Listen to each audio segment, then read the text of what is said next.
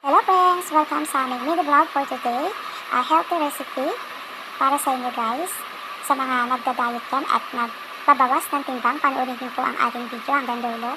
Ibali po gagawa muna tayo ng mayo dressing. Mayroon po tayong isang kutsarang organic honey, 2 kutsarang mayonnaise at 1 kutsarang calamansi juice.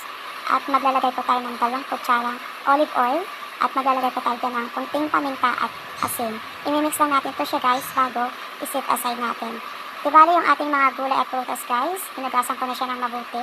Ayan, sariwa-sariwang yung mga gulay na nabili natin at yung mga prutas. Gayatin nyo lang siya guys sa gusto nyong gayat.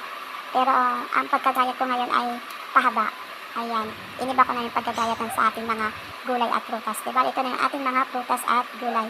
Meron po tayong isang malaking lalagyanan dito. Ipagsama-sama lang po natin yung ating mga ingredients dito. After natin ipagsama-sama yan guys, imimix lang natin yan. Ayan. Para maganda tingnan. At after natin ma-mix ang lahat, maglalagay pa tayo ng mayo dressing na ginawa natin. So yan. Panoorin niyo po ang ating video for today hanggang dulo po. Salamat po sa inyong panonood sa aming mini vlog. Ayan. I-mix lang natin to guys. Diba maglalagay po tayo dito ng nilagang itlog. O diba?